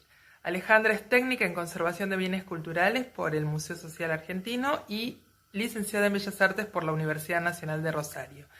En la actualidad trabaja como profesora adjunta en Cátedra de Conservación y Restauración de la Universidad Nacional de San Martín, y en su vasta trayectoria ha desarrollado trabajos de restauraciones en pintura mural, por ejemplo, en el Teatro El Círculo de Rosario, en Villa Ocampo, en el Palacio Paz y en el Teatro Libertador General San Martín de la ciudad de Córdoba.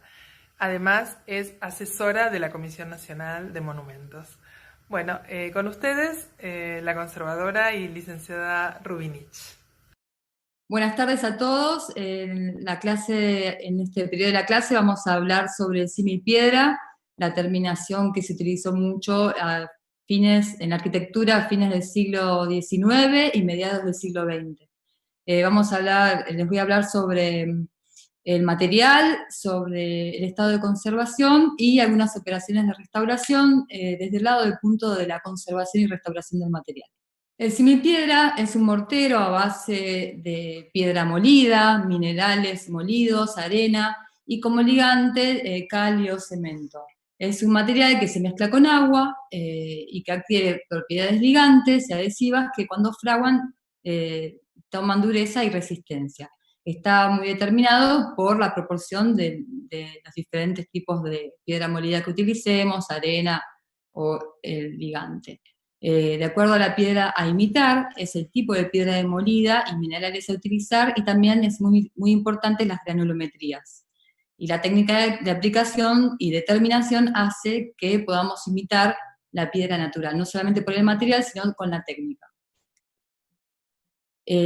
Los elementos utilizados, como les venía diciendo, los áridos, el material inerte, granulado, que funciona como el esqueleto o el armazón. Acá podemos ver diferentes tipos de piedra molida y diferentes granulometrías, o sea, diferentes tamaños.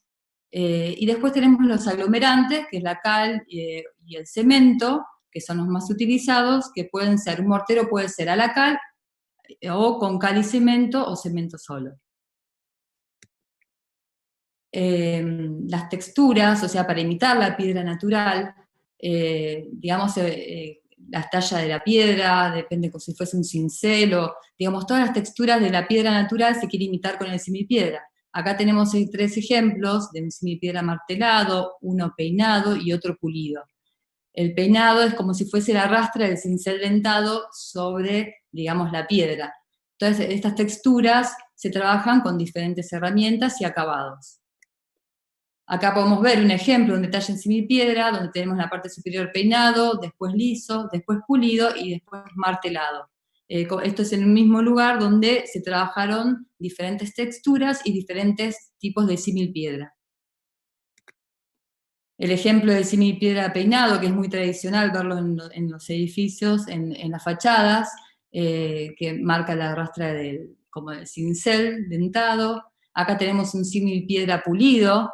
A la izquierda podemos ver cómo se ve muy liso, a la derecha es un detalle donde podemos ver, si lo vemos bien de cerca, tiene mica, que le da cierto brillo, tiene pequeñas piedras negras, o sea, hay variedad de piedra molida. En este caso, este simipiedra no tiene arena, está compuesto solamente por piedra molida, cal y cemento. Después tenemos diferentes tipos de sillares. Digamos, el objetivo de imitar la piedra también era hacer como si fuese el bloque de piedra, entonces marcaban, como vemos acá a la derecha, incisiones, donde esto simularía bloques de piedra, y después tenemos sillares más en volumen, ¿sí? Donde tienen texturas, pueden ser lisos, y hay un montón de tipos de sillares, digamos, de acuerdo a la estética de la fachada, ¿no?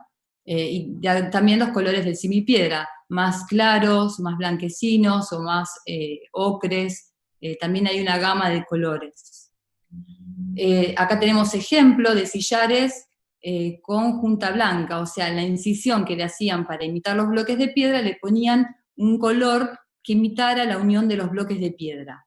Los más tradicionales es verlos en blanco, en gris, también hay otros colores, pero también se detenían en el detalle de imitar la junta. Acá tenemos un ejemplo de un simigranito, a la izquierda hay granito natural, y acá tenemos bloques, ¿sí? Los sillares, con textura, y podemos ver en el detalle cómo se ven los diferentes componentes, con una piedra molida de granulometría mayor, y también podemos ver cómo asoma un hierro, que después vamos a hablar de ese tema. Otro tipo de simipiedra es sin las marcas de sillares, más lisos, digamos en continuidad, pero en este caso imitando un martelado y un borde pulido, donde también existían las policromías, como vemos acá a la derecha.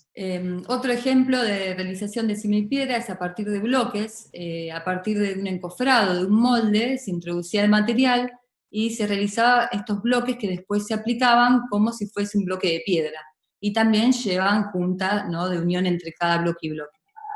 Después las decoraciones de las fachadas. Tenemos molduras lineales, ¿sí? Que se realizaban in situ, a partir de un molde corrido, después les voy a hablar sobre esta técnica.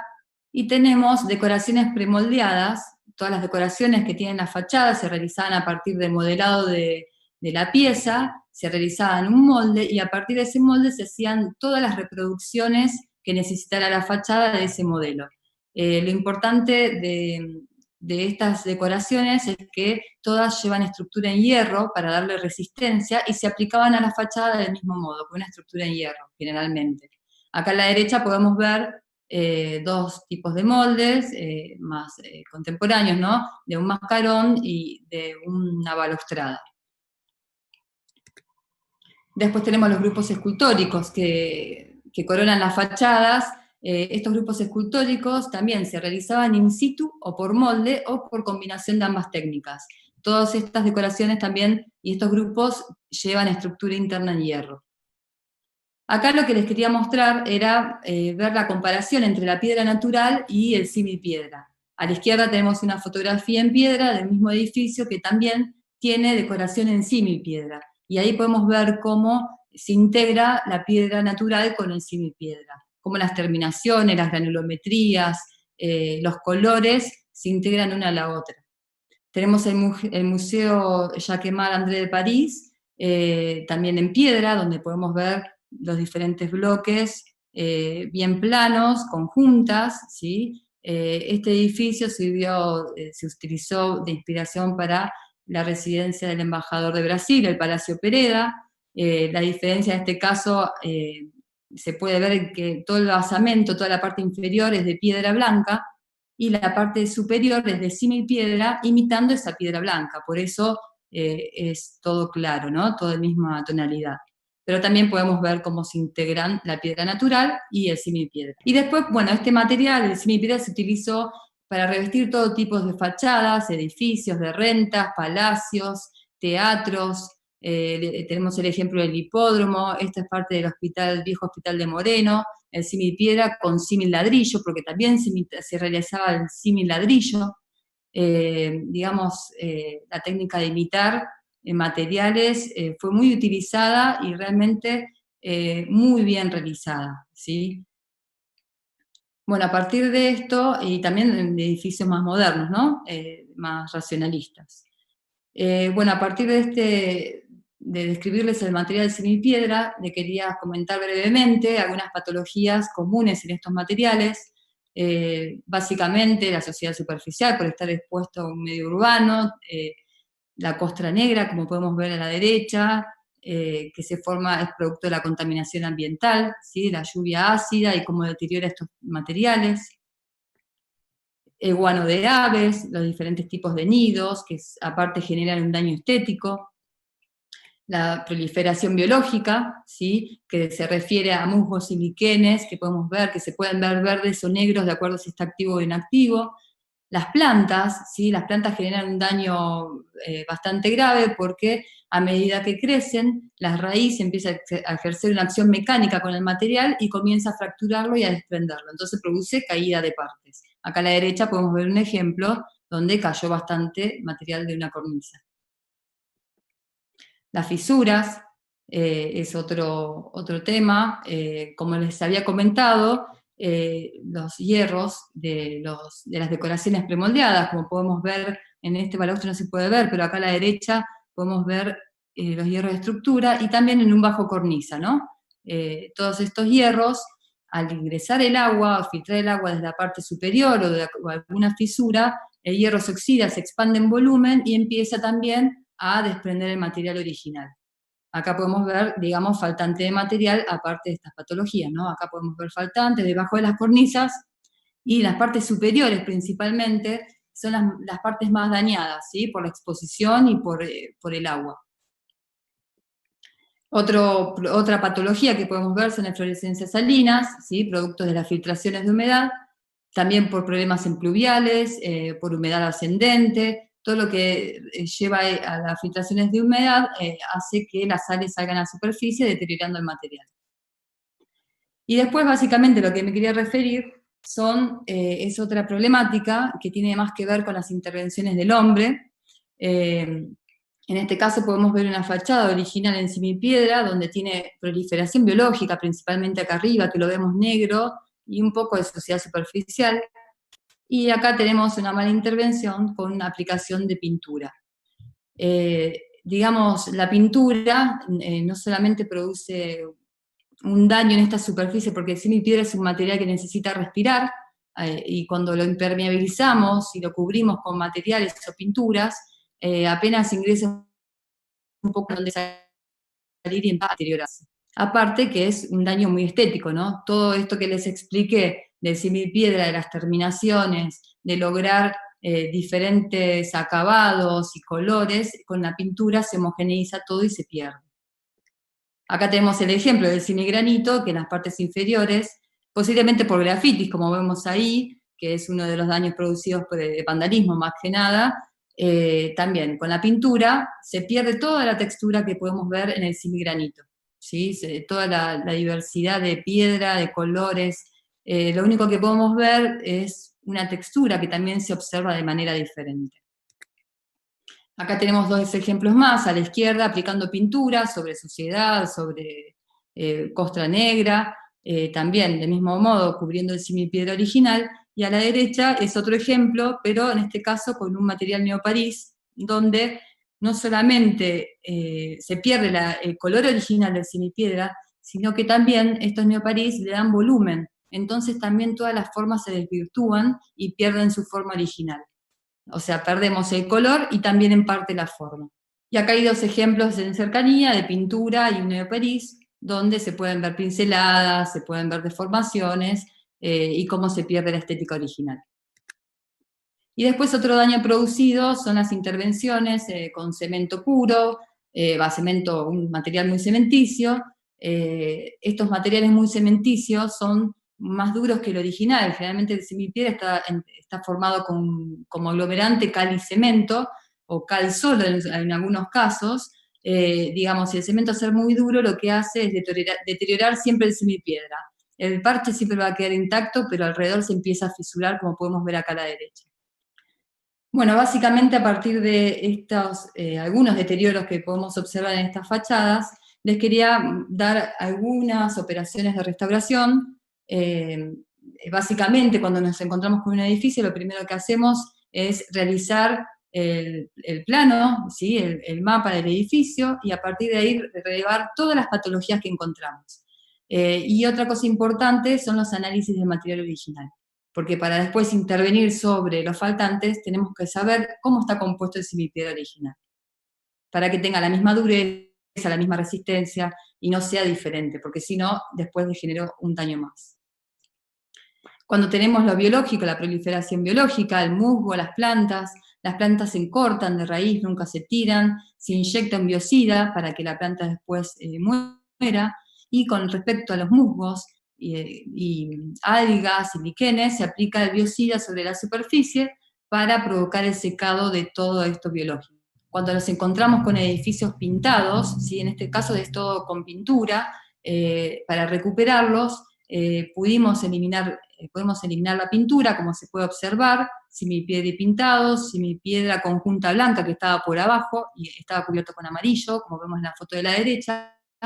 La pintura se puede eliminar, muchas veces depende cuántas capas tenga, ¿no? Hay diferentes dificultades, pero con removedores en gel y el uso de una hidrolavadora bien utilizada, con lanza abierta, regulable, sin mucha presión. La presión no es lo que retira la pintura, sino el producto que aplicamos, se puede recuperar, digamos. Hay casos donde el semipiedra es recuperable. En el caso de fachadas que no están pintadas, ¿sí? Que están originales, un método de limpieza es la nebulización de agua, como vemos a la derecha, con pequeños picos de riego, donde el agua constantemente está pegando sobre la superficie sin presión, ¿no? O sea, es una presión mínima, pero digamos el agua ejerce una acción mecánica y va limpiando la superficie. Se utiliza mucho para costra negra y para suciedad resistente, y también para hacer una limpieza general.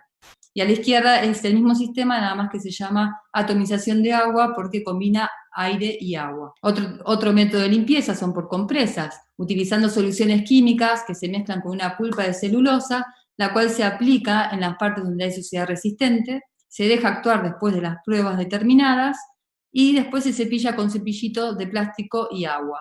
Acá a la derecha podemos ver procesos de limpieza, ¿sí? Donde ya está limpio, donde se sacó la pulpa, y a la izquierda la pulpa en sí. Después hay otros métodos más de limpieza, pero bueno, no hay mucho tiempo para mostrarles los principales, digamos, métodos. Después hay otro, está el láser, está la microabrasión con polvos, nunca se utiliza arenado, esto es importante destacar, porque el arenado daña mucho el material y lo rompe. Bueno, después con respecto a las sales, también se aplican compresas. Estas compresas de pulpa de celulosa se aplican con agua destilada, y lo que hace la compresa es sacar la sal hacia afuera, y así la vamos eliminando. Después tenemos parches, ¿sí? A la derecha podemos ver un parche que va cubriendo, en un proceso de sacar el parche, donde se ve que por debajo había decoraciones originales. Y a la izquierda un ejemplo de un capitel que lo habían cubierto todo con cemento, donde está todo agujereado porque se le van haciendo perforaciones y después mecánicamente con cincelitos se saca todo el material. Y a la derecha la foto con recuperando el espacio original. Después tenemos fisuras, ¿sí? Las fisuras se inyectan con técnicas y materiales de acuerdo a la gravedad. Después, cuando se trata de algo estructural, eso se habla con ingenieros y arquitectos, ¿no? Pero cuando son fisuras más pequeñas, donde hay que volver a adherir partes, se aplican desde resinas de emulsiones acrílicas hasta el mismo material líquido. Digamos, hay diferentes métodos. Y para los hierros, de los premoldeados o bajo cornisas, donde vemos un hierro expuesto, se limpia, se saca todo el óxido y se aplica un producto que lo proteja y permita la adherencia de un nuevo material para reconstruir la parte faltante.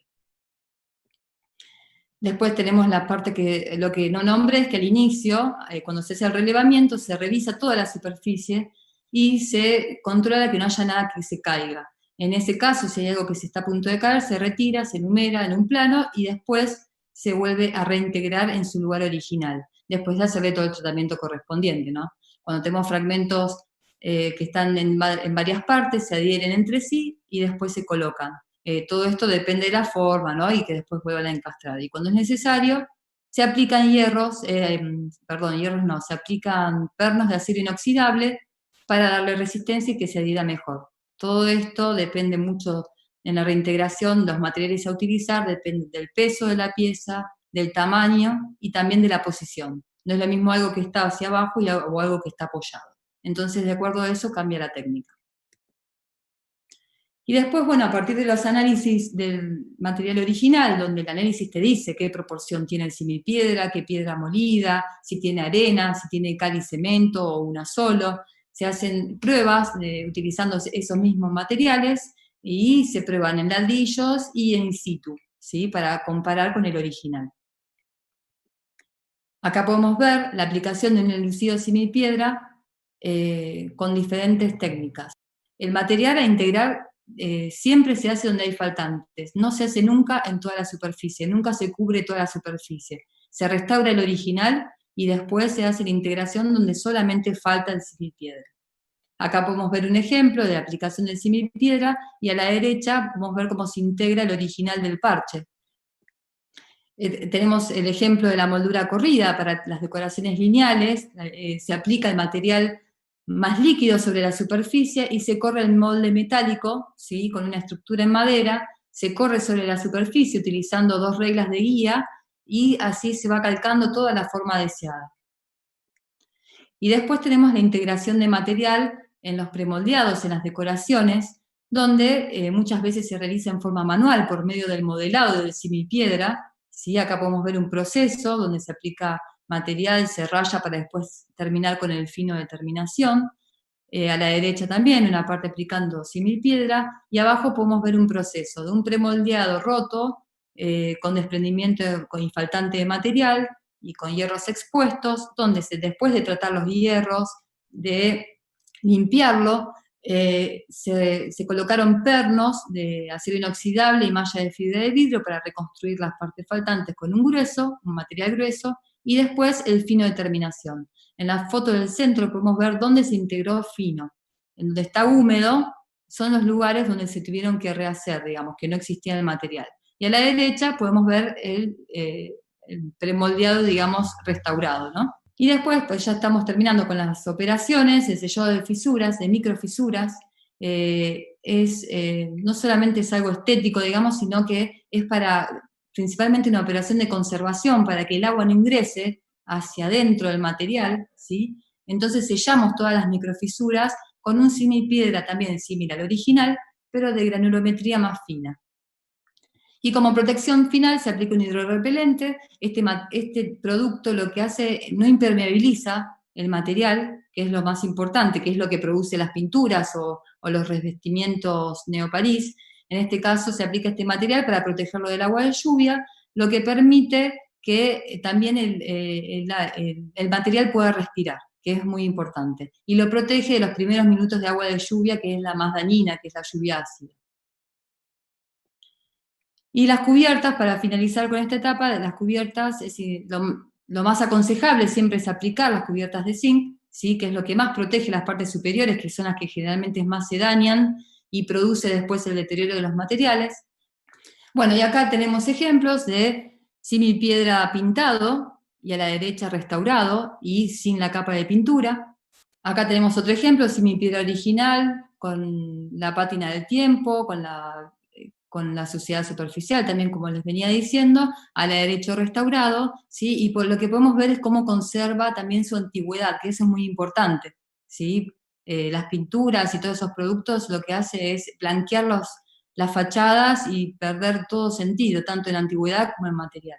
Bueno, espero que les haya servido esta explicación, son a rasgos generales, pero lo importante era mostrarles la importancia del símil piedra, cómo fue trabajado y cómo, digamos, el valor que tiene este material y lo importante que es la conservación de este material y, bueno, en el caso de ser necesario, la restauración, ¿no?